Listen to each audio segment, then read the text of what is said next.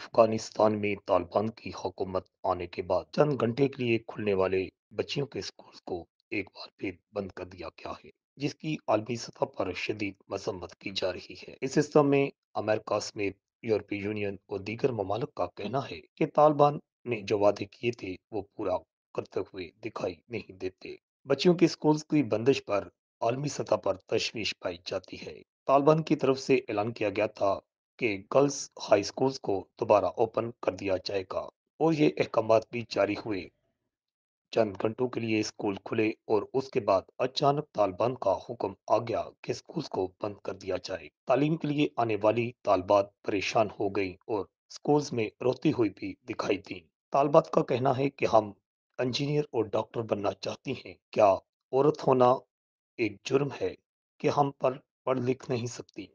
यकीनन इस हिस्सा में आलमी सतह पर कुछ न कुछ बात होनी चाहिए। तालिबान को इस बात पर राजी करने के लिए आलमी बरादरी एक बार फिर मुतहरक हो गई है कि बच्चियों के स्कूल्स को दोबारा ओपन किया जाए।